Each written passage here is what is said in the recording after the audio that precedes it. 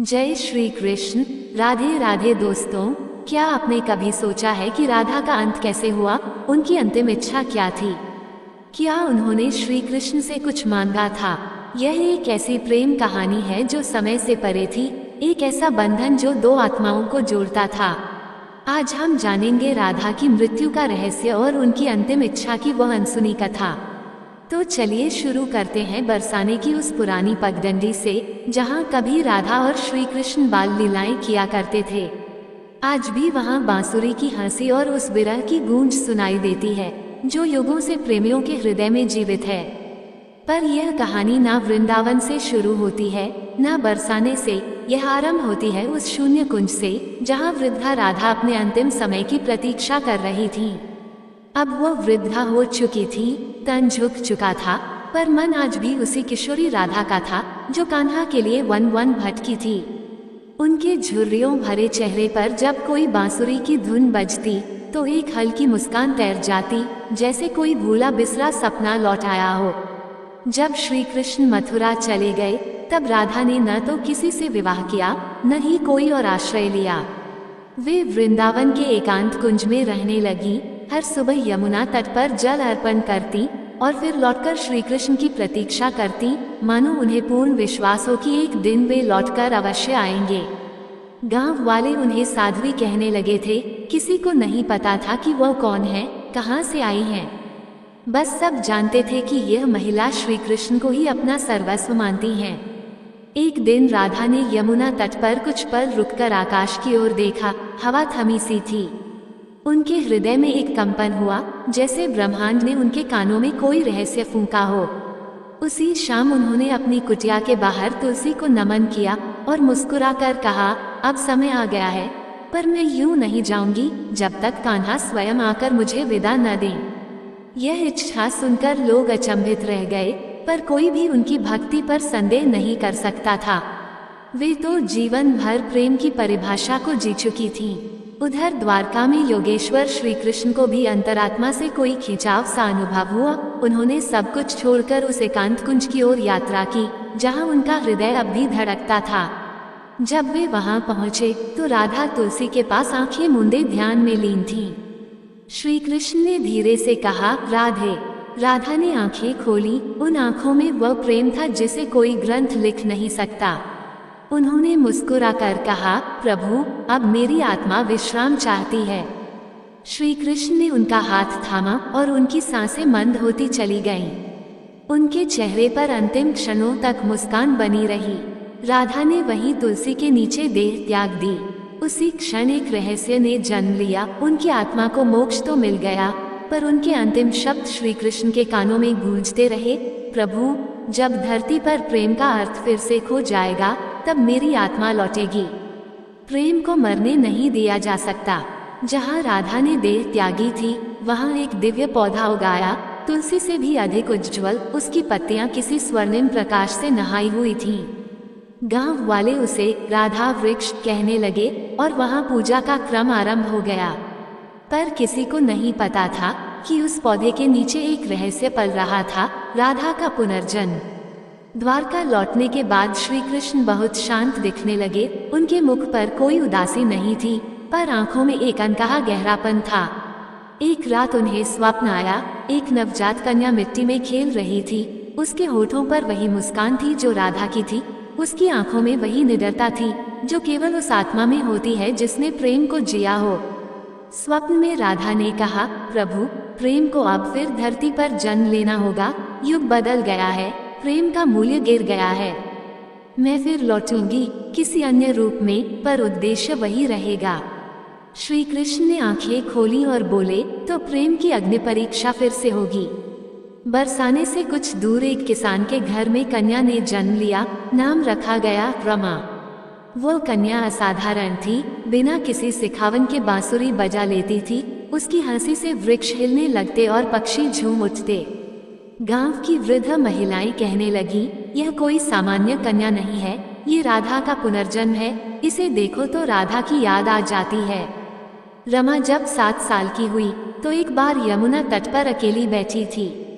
वहीं से गुजरते एक वृद्ध संत ने उसे देखा। उन्होंने उसकी आंखों में देखा और थर्रा उठे, ये वही दृष्टि है, ये वही आत्मा है। राधा लौट आई है। रमा को सपनों में एक मनमोहक श्यामवर्ण पुरुष दिखाई देने लगा, जो कुछ नहीं कहता, केवल बांसुरी बजाता। वह धुन रमा को कहीं भीतर तक खींचती। एक रात रमा ने अपनी माँ से पूछा, माँ, क्या आप जानती हैं कि प्रेम क्या होता है? माँ मुस्कुराई, तू अभी बच्ची है, तुझे प्रेम का ज्ञान नहीं है। रमा चुप हो गई, पर उसकी आंखों में कोई पुरानी पीड़ा थी, जैसे वह ये प्रश्न पहले भी किसी जीवन में पूछ चुकी हो। अब रमा 13 वर्ष की हो चुकी थी। एक दिन यमुना तट पर बैठी वह बांसुरी बजा रही थी, तभी अचानक उसकी बांसुरी से एक अनोखी धुन निकली, वही धुन जो राधा श्री कृष्ण के लिए बजाया करती थी। अचानक जमीन थोड़ी फटी। रमा ने वहां खुदाई की तो मिट्टी के नीचे एक पुरानी मूर्ति मिली, एक स्त्री की, जिनके होठों पर मुस्कान थी और हाथों में बांसुरी। उसने वह मूर्ति उठाई, तभी एक दिव्य स्वर कानों में गूंजा, राधे, तुम लौट आई। रमा स्तब्ध रह गई। कौन था वह? क्यों उसका नाम राधे पुकारा गया? उस दिन के बाद से रमा का व्यवहार बदलने लगा। वह गहराइयों में उतरने लगी। वह जानना चाहती थी कि उसका जन्म क्यों हुआ है, क्यों बचपन से प्रेम, विरह और कृष्ण उसे आकर्षित करते हैं।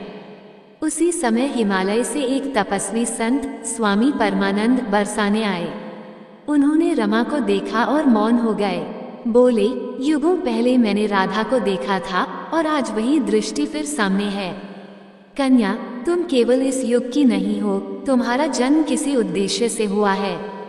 रमा ने पूछा, पर कौन सा उद्देश्य स्वामी?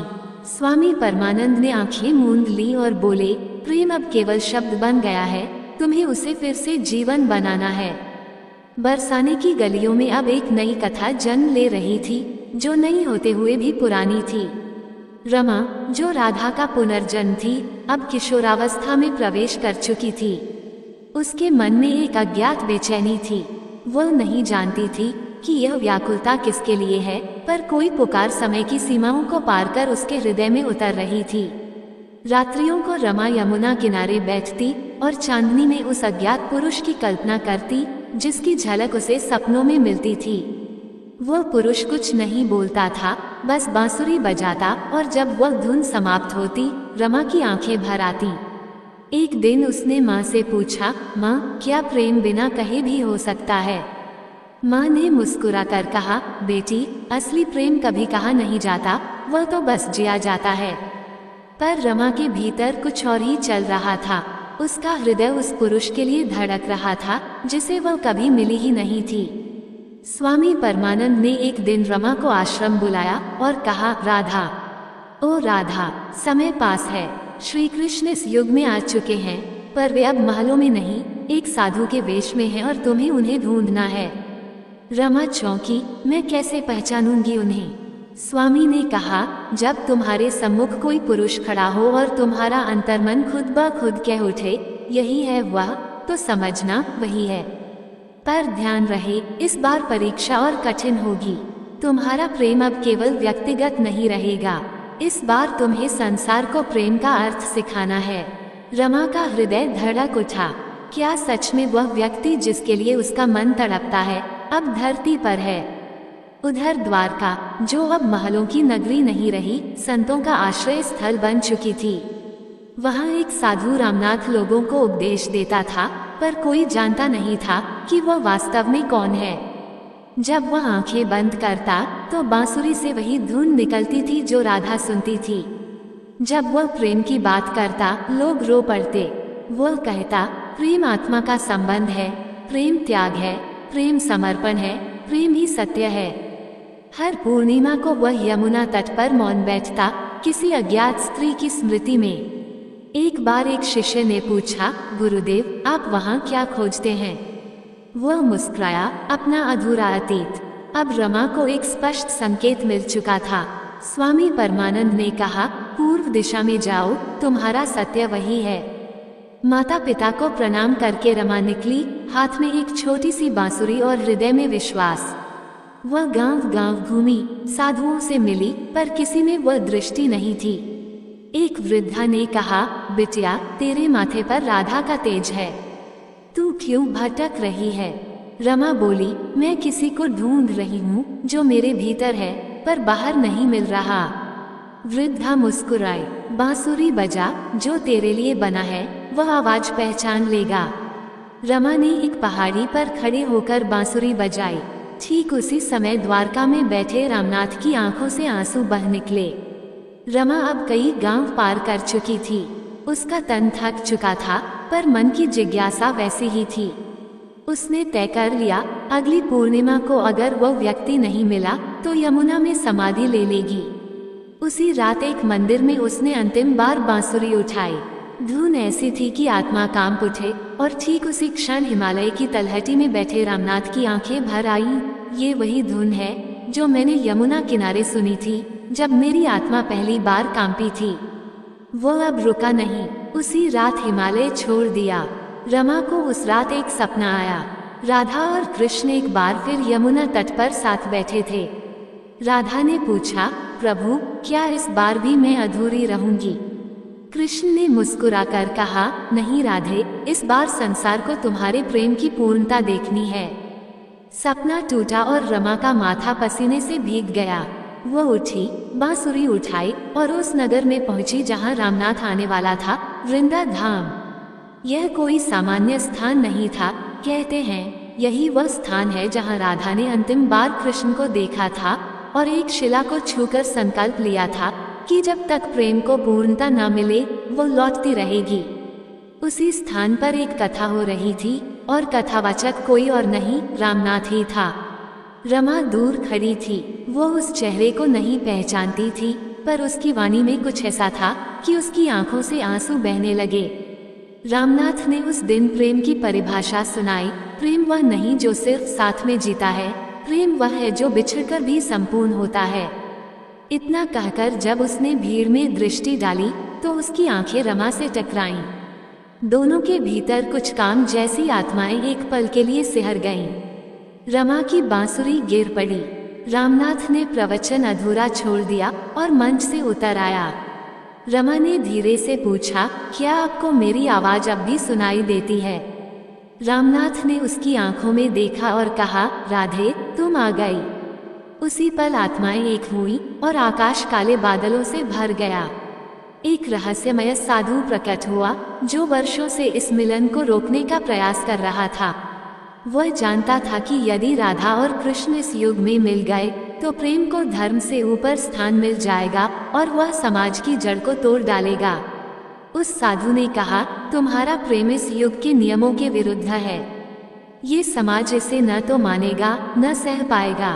रामनाथ ने उत्तर दिया, प्रेम समाज से नहीं, आत्मा से जन्मता है। वह बोला, तो फिर तैयार रहो अंतिम परीक्षा के लिए। और उसने एक शर्त रखी, यदि तुम्हारा प्रेम सच्चा है तो अगली पूर्णिमा तक राधा बिना देखे, बिना सुने, केवल अपनी आत्मा से तुम्हें पहचान कर तुम्हारे पास आएगी।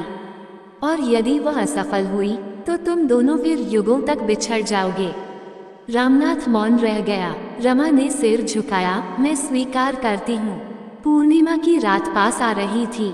उस साधु की शर्त रमा के लिए केवल परीक्षा नहीं, आत्मा की पुकार थी। पिछले जन्मों की समृद्धियों की कसौटी।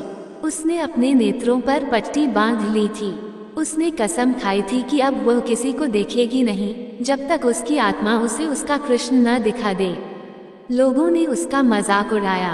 कुछ ने कहा, आजकल की कन्याओं को बस नाटक करने आते हैं। और कुछ ने चुपचाप प्रार्थना की, हे राधे, इस युग में फिर से प्रेम को जीत दिला देना। वहीं दूसरी ओर रामनाथ एक गुफा में बैठा था।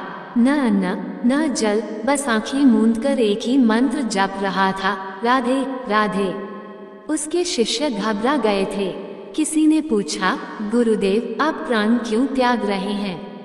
वह मुस्कुराया, मैं प्राण नहीं त्याग रहा, मैं तो प्रेम को पूर्ण कर रहा हूँ। उसने आदेश दिया कि जो भी रमा को मिलने आए उसे कुछ न बताया जाए, न उसका चेहरा न स्थान।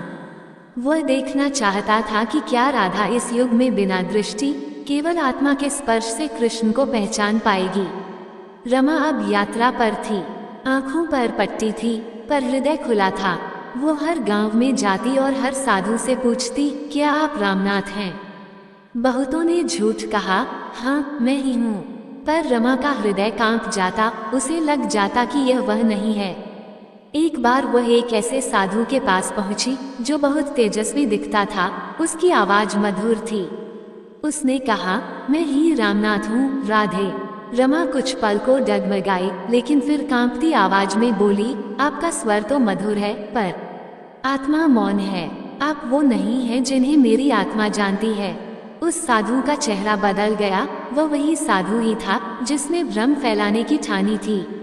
वह क्रोधित होकर बोला, अभी भी नहीं टूटी तू? किस प्रेम की बात करती है तू? रमा बोली, जिस प्रेम ने युगों को जन्म दिया, उस प्रेम की। और आप क्या जाने उस प्रेम को जो आत्मा से बहता है। साधु हार कर चला गया। अब रमा अंतिम नगर में पहुंची थी। वहां से आगे कोई रास्ता नहीं था, बस एक गुफा थी जहां कोई साधु वर्षों से मौन बैठा था। रमा उस गुफा के द्वार पर पहुंची। उसने पहले अपने नेत्रों को छुआ, पर पट्टी नहीं खोली। वह धीरे धीरे गुफा के भीतर गई। वहां धूप की एक किरण साधु के चेहरे पर पड़ी थी। वह चुपचाप बैठा था। रमा ने अपना हाथ उसके निकट ले जाकर रखा। उसने अपनी बांसुरी उस साधु के चरणों में रख दी। मैं जानती नहीं कि आप कौन हैं, मैं देख नहीं सकती, पर मेरी आत्मा कांप रही है। क्या आप ही मेरे वो हैं जिनके लिए मैं जन्मों जन्मों से भटक रही हूँ? गुफा में मौन था। फिर साधु ने उसकी बांसुरी उठाई और पहली बार बजाई। वही धुन जो यमुना के किनारे बजी थी, वही जो राधा की अंतिम सांसों में थी। रमा रो पड़ी, कृष्ण। साधु की आंखें खुली। वह रामनाथ था। उसकी आंखों में भी आंसू थे। राधे, इस बार तुमने अपनी आंखों से नहीं, अपने भीतर से मुझे पाया है। अब प्रेम पूर्ण है।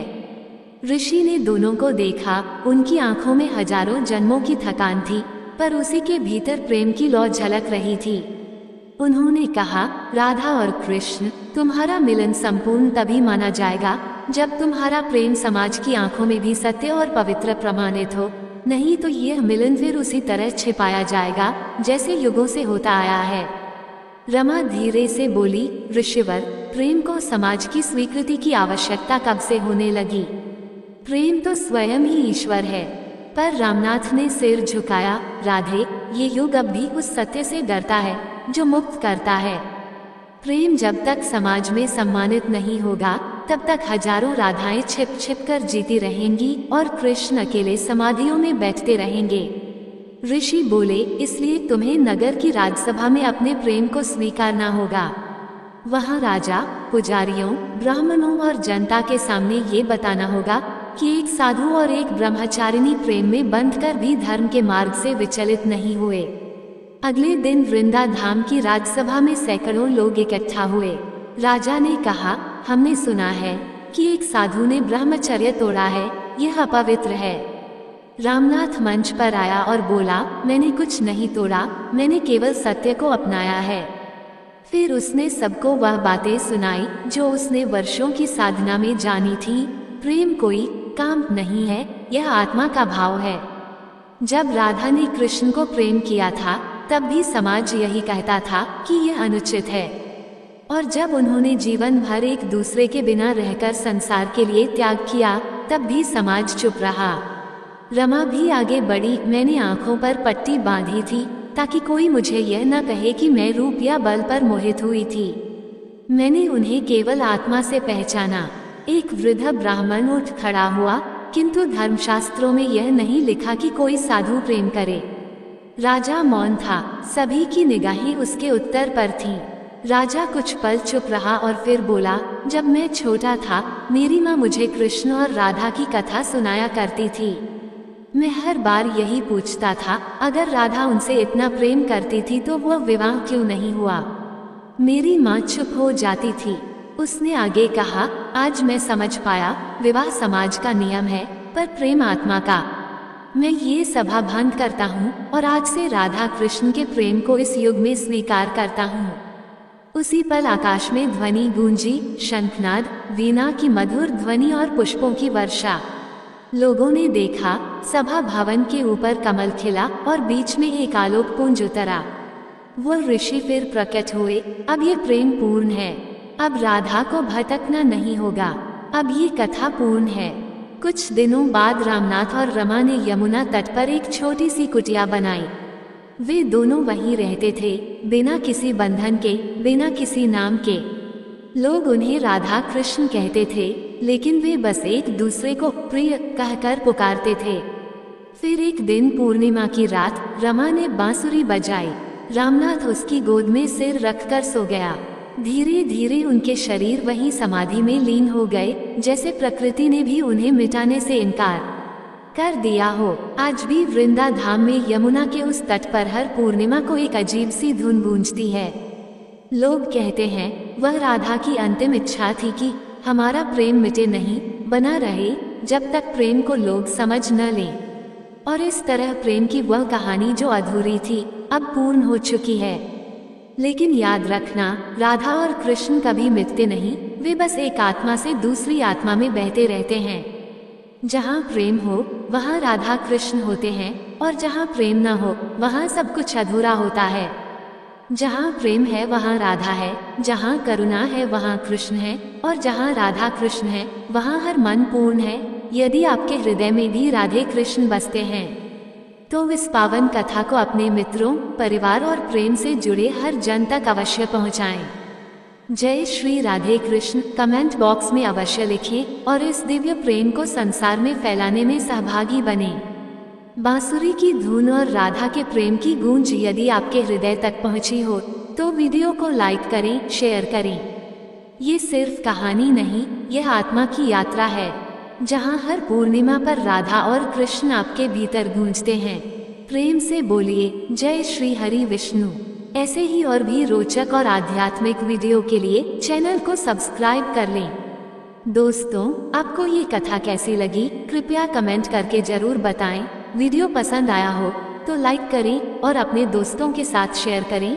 कमेंट बॉक्स में जय श्री कृष्ण लिखना ना भूलें। फिर मिलते हैं एक और दिलचस्प वीडियो के साथ। धन्यवाद। जय श्री कृष्ण। पुनः मिलेंगे एक और पावन कथा में, तब तक के लिए राधे राधे।